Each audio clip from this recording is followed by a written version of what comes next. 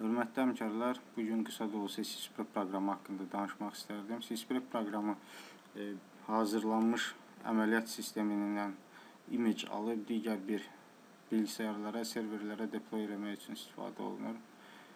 SysPrep proqramı əməliyyat sistemi, belə deyək də, əməliyyat sistemində olan bütün unikal məlumatları silir, aktivasiyanı sıfırlayır və sistemi yenidən başqa bilgisayarlara deploy etmək üçün hazırlanır. SysPrep proqramı Windows Vista'dan başlayaraq əməliyyat sistemlərinin daxilində gəlir.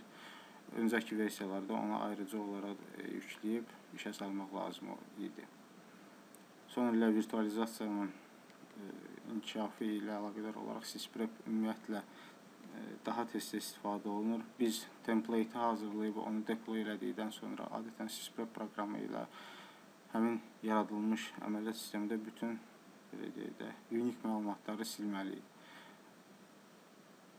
SysPrep proqramı adətən SID deyilən bir atributu bilgisayarın SID-ini, Security Identifier-ını silir.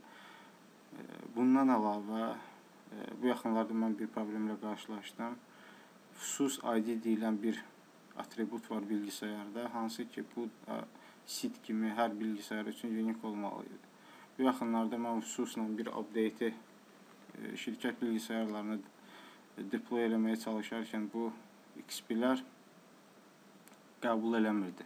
Həmin update-i səbəb isə bütün XP-lərin eyni obrazdan deploy olunması və xüsus ID-lərin eyni olması.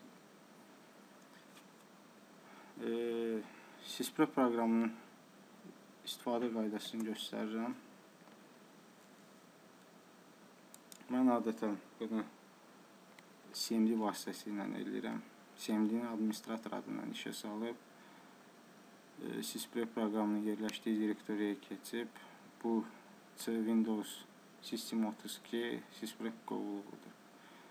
SysPrep proqramı iki rejimdə istifadə edilir. Bu CMD-dən birbaşa komandanın daxil edilməsilə və ya qrafik interfeyslə. Mən adətən CMD-də komandanın yazılışı ilə kifayətlənirəm.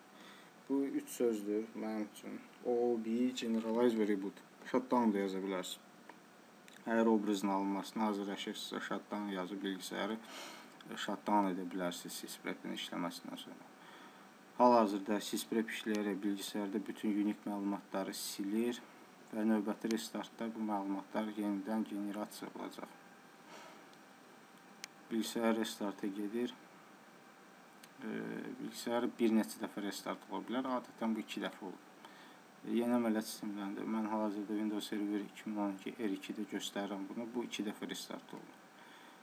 Restartdan sonra bizə adi out-of-box experience pəncərələri görsənir. Bu administrativ parolun şifrənin daxil edilməsi, end user license agreement pəncərəsi və dil seçənəkləri ola bilər.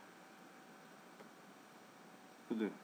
Bilgisayar bir neçə dəfə restarta gedəndən sonra restartdan qalxır və artıq Getting Started page-lər görünür və istifadəyə hazırdır. Diqqətinizə görə təşəkkür edirəm. Gələn görüşlə qədər.